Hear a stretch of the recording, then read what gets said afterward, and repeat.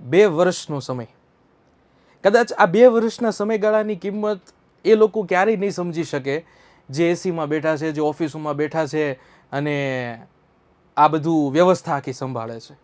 આ 2 વર્ષની કિંમત એ વિદ્યાર્થીને પૂછજો કે જેણે આ 2 વર્ષમાં એક પણ રજા, એક પણ પ્રસંગ એટેન્ડ નથી કર્યો.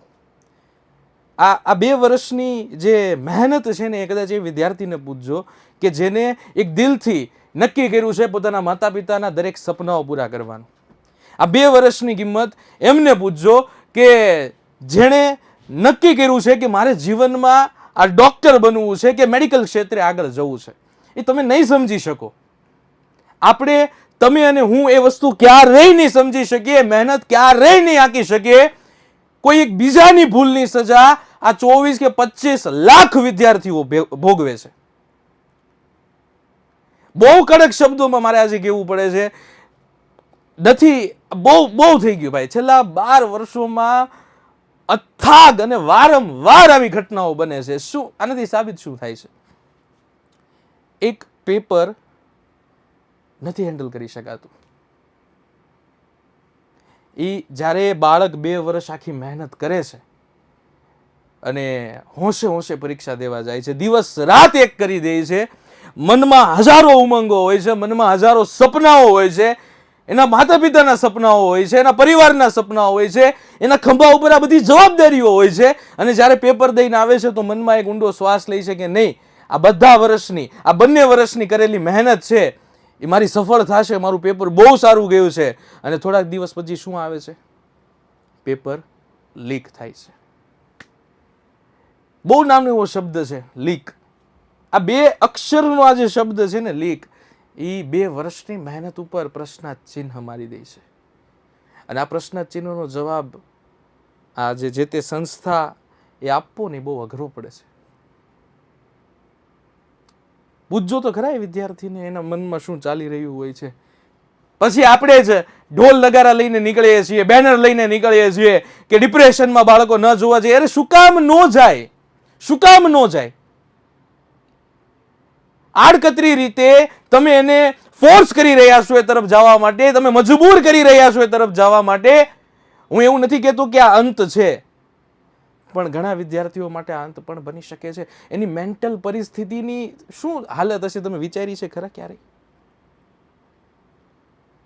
બસ કહી દીધું કે પેપર લીક છે. અરે અવડી મોટી સંસ્થા NTA, અને એક પેપર નો સાચવી શકાતું હોય તો મને એવું લાગે છે કે તમારો કોઈ અધિકાર નથી કે તમે આવડી મોટી એક્ઝામ છે તે કન્ડક્ટ કરી શકો. અને સાહેબ પહેલી વાર હોય ને તો સમજ્યા ચાલો કે એક વાર છે, થાય ક્યારેક. આવડી મોટી સંસ્થા છે, આવડું મોટું આખા દેશભરમાં વિદ્યાર્થીઓ જ્યારે નીટની તૈયારી કરતા હોય ત્યારે આવું એકાદી વાર થાય ને તો સમજી શકાય, ઓકે. પણ વારંવાર આવી જ્યારે ઘટનાઓ આવે છે તો આનાથી શું સાબિત થાય છે? કે તમે લાયક નથી. અને જો લાયક ન હોય ને તો આ મૂકી દેવાય, પણ બાળકોના ભવિષ્ય સાથે ક્યારેય ચેડા ના કરાય. આનાથી આ 25 લાખ વિદ્યાર્થીઓના મન ઉપર, એના પરિવારના મન ઉપર અત્યારે શું ચાલી રહ્યું હશે તમે અને હું ક્યારેય અંદાજો નહીં લગાવી શકીએ. ખાલી તમે વિચાર તો કરો શું અત્યારે એ લોકોની પોઝિશન હશે, શું અત્યારે એ લોકોની મેન્ટલ હેલ્થ હશે. તો વિચારે કર્યો છે ખરા ક્યારે? ભાંગી જાય છે વિદ્યાર્થી, તૂટી જાય છે વિદ્યાર્થી, એના સપનાઓ તૂટી જાય છે, ન આવવાના મનમાં વિચારો આવવા લાગે છે. આ બધું શું કામ થાય છે? કોઈ એકાદ 2 વ્યક્તિના ભૂલની સજા 25 લાખ વિદ્યાર્થીઓ અને એમનો પરિવાર ભોગવે છે. બહુ સરળ છે, બહુ સરળ છે. પેપર લીક કરી દીધું, ઓકે, થઈ ગયું, પણ એની પછી શું એ વિચાર્યું છે ખરા?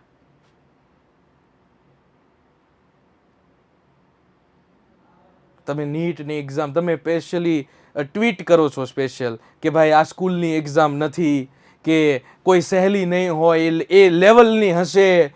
તો તમે પેપર એ લેવલના જનરેટ કરો છો તો એને સાચવવાની કેપેસિટી એ લેવલની કેમ નથી તમારી પાસે? કેમ નથી ભાઈ? આ તો હું સવાલ પૂછું છું, પણ આ હું એક નથી, મારા વતી લાખો વિદ્યાર્થીઓ તરફથી તમને પ્રશ્ન કરું છું કે આવું વારંવાર કેમ થાય છે? કોઈ આવી મજબૂત વ્યવસ્થા ખરી તમારી પાસે? તમે તો કહી દીધું ચાલો રીનીટ લેવાની છે, પણ તમે વિચાર્યું છે ક્યારે શું પરિસ્થિતિ હશે? અને આ પોઝિશન જ શું કામ આવી કે રીનીટ લેવી પડે? હજારો વિદ્યાર્થીઓના મેસેજીસ આવતા હોય છે કે સર હવે અમારે શું કરવું, હવે અમારે કઈ લાઈન લેવી, સર મારું મગજ કંઈ કામ નથી કરતું, મને કાંઈ સમજાતું નથી, સર મને ડિપ્રેશન થાય છે, મને બેચેની આવે છે. શું જવાબ આપશો એ લોકોને? શું જવાબ આપશો તમે એ લોકોને? અને યાદ રાખજો ભાઈ, હર હંમેશ વિદ્યાકુલ એ વિદ્યાર્થીઓ સાથે હતું, છે અને હર હંમેશ રહેશે. ભલે વિદ્યાકુલ સાથે એ વિદ્યાર્થી જોડાયેલો હોય કે ના હોય, પણ વિદ્યાકુલ એ દરેક વિદ્યાર્થી સાથે જોડાયેલો છે, દરેક વિદ્યાર્થી સાથે.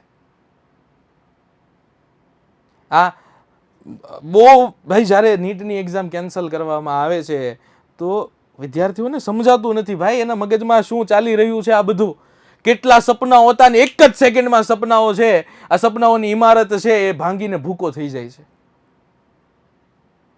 તો આની પાછળ જવાબદાર કોણ? આની પાછળ જવાબદાર કોણ? કોઈ શાળા કક્ષાએ પેપર હોય ને એ પણ એટલા લીક નથી થતા જેટલા તમારા દ્વારા લીધેલા પેપર છે ને લીક થાય છે. તો આનો મતલબ સમજો છો તમે? આનો મતલબ સમજો છો? આખા દેશભરની અંદર એક્ઝામ તમે કન્ડક્ટ કરો છો અને એક પેપર તમે અકબંધ સાચવી નથી શકતા. આવડી કાચી વ્યવસ્થા, આટલી કાચી વ્યવસ્થા. આ દરેક વિદ્યાર્થીઓના ભવિષ્ય ઉપર તમે છે ને સવાલ મૂકી દીધા છે. અને આ તો અત્યાર સુધીની વાત થઈ. આવનારા વર્ષોમાં પણ આવું થયું તો એના માટે તમે જવાબદારી લેશો? કેટલાય વિદ્યાર્થીઓના ભવિષ્ય સાથે તમે રમો છો એ તમને ખ્યાલ છે? જાણતા અજાણતા જે પણ કારણોસર થયું હોય, પણ થયું છે અને વારંવાર થયું છે. આ કડવી વાસ્તવિકતા સ્વીકારવી પડશે તમારે.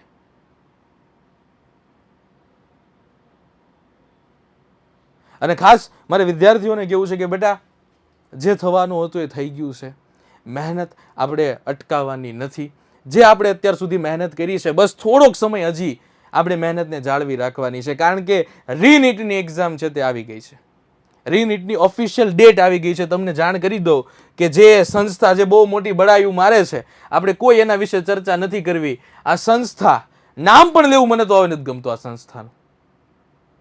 કે ભાઈ, જો વિદ્યાર્થીઓનો ભરોસો તમે નો ટકાવી રાખતા હોય ને, તો હું તો એમ કહું છું કે તમને કોઈ અધિકાર નથી.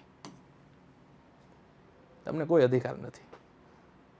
વિદ્યાર્થીઓ ઉપર વિદ્યાકુલ માટે ક્યારેય કોઈ નથી અને ક્યારેય કોઈ આવશે પણ નહીં. વિદ્યાર્થીઓ સર્વોપરી છે અને એના ભરોસા તમે તોડો છો, યાદ રાખજો.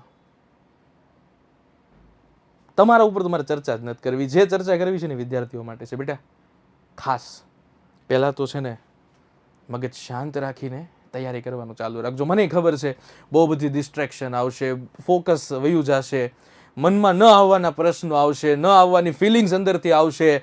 તમારા પરિવારને તમારી જરૂર છે અને તમારા માતા પિતાને ખાસ કહું છું કે પ્લીઝ, હાથ જોડીને કહું છું, પ્લીઝ આ અઘરો સમય છે એમને સપોર્ટ કરજો, એમનું સાંભળજો. એમને જરૂર છે તમારી. તો ખાસ વાલી અને વિદ્યાર્થી દરેકને કહું છું, તમારી રીનીટની એક્ઝામ આવી ગઈ છે અને એ છે 21 જૂન. બેટા, 21 જૂને તમારી એક્ઝામ છે તે લેવાશે. હજી સમય છે તમારી પાસે કે આજે ગણતરીના થોડા ઘણા દિવસો રહ્યા છે, 30-35 જેવા દિવસો તમને મળશે. આ 30-35 દિવસમાં ફરીથી તમારું સંપૂર્ણ આપી દો. જે થવાનું હતું એ થઈ ગયું છે. હવે એના ઉપર પ્રશ્ન ઉપાડવા કરતાં આપણે સોલ્યુશન તરફ આગળ જશું. સિક્કાની બંને બાજુ છે. એક બાજુ તમે જોઈ લીધી, બીજી બાજુ હવે તમારે બતાવવાની છે. મનમાં પોઝિટિવ એવું લઈ લો બેટા કે કદાચ કોઈ ટોપિક હજી અઘરા લાગતા હતા, કદાચ કોઈ ટોપિક તમને શીખવાના બાકી હતા, એ ટોપિક શીખવાનો તમને એક નવો અવસર મળ્યો છે. એ ટોપિક સમજવાનો તમને એક નવો અવસર મળ્યો છે. એ ટોપિકની પ્રેક્ટિસ કરવાનો તમને એક નવો અવસર મળ્યો છે. તો જે તમારી મહેનત હતી એમાં માઇનસ જવા કરતાં ફરીથી બૂસ્ટ સાથે તમારે પરીક્ષા છે તે આપવાની છે. અને એટલી હદે તૈયારી કરવાની છે કે જે તમારો સ્કોર નીટની એક્ઝામમાં થતો હતો, જે 3 મેના રોજ તમે લીધી હતી, એના કરતાં પ્લસમાં તમારો સ્કોર જાય. બીજું ખાસ, ખાલી ખોટી અફવાઓથી ખાસ દૂર રહેવું. ઘણા આવશે કે ભાઈ અઘરું પેપર આવશે, તમારથી નહીં થાય, બહુ અઘરું આવશે, ક્વેશ્ચન ટ્વિસ્ટ કરેલા હશે. એક વસ્તુ હંમેશા યાદ રાખજો, પેપર ગમે એવું આવે, પેપરમાં જવાબ તમારે નથી દેવાનો, તમારી તૈયારી તમારો જવાબ દેશે. એટલી હદે તૈયારી કરો કે કદાચ ગમે ત્યાંથી પેપર આવે, મને આવડવું જોઈએ અને મને આવડશે જ. આત્મવિશ્વાસ સાથે પેપર આપો. આત્મવિશ્વાસથી પેપર આપશો ને, એ જવાબ છે આને. કોઈ જવાબ આપણે આને આપવાનો નથી. આ એજન્સીને આપણે કોઈ જવાબ આપવાનો નથી. આપણી તૈયારી એને જવાબ આપશે અને આપણે બતાવી દેશું કે ભાઈ તમારાથી નહીં થાય, તમારાથી નહીં થાય, અમારાથી થઈ જશે. તમારાથી નહીં થાય ભાઈ, આ એજન્સીને તમારાથી નહીં થાય, પણ અમે કરીને બતાવશું. 2 એટેમ્પ્ટ તો આને લાગ્યા છે નીટની એક્ઝામમાં. તમે વિચાર કરો, નીટની એક્ઝામમાં બીજો એટેમ્પ્ટ તો આને લાગ્યો છે ભાઈ. પણ આપણને નહીં લાગે. આપણે મહેનત કરીને પહેલા ગામ જ પાડી દેશું એને. ફરીથી એક કહું છું, બધાને રિક્વેસ્ટ છે બેટા, ડિમોટિવેટ ન થતા, નવી ઉત્સાહ, નવા જોશ સાથે એ જ મહેનતને વધુ એક નવા જોશથી તમારે કન્ટિન્યુ કરવાની છે. જે અઘરા ટોપિક જે બાકી હોય, કારણ કે કોઈક વસ્તુ એવી ખૂણે ખાચરે હશે કે જે સમયના અભાવથી તમે બાકી રાખી હશે અથવા તો બાકી રહી ગઈ હશે. બસ આ 30-35 દિવસનો સમયગાળો છે, એમાં ફરીથી એ તૈયારી કરો, ફરીથી મજબૂત મનોબળ સાથે પરીક્ષા આપો. Wish you all the very best. અને હર હંમેશ વિદ્યાકુલ તમારી સાથે છે, હું તમારી સાથે છું. Stay tune, stay updated and all the very best.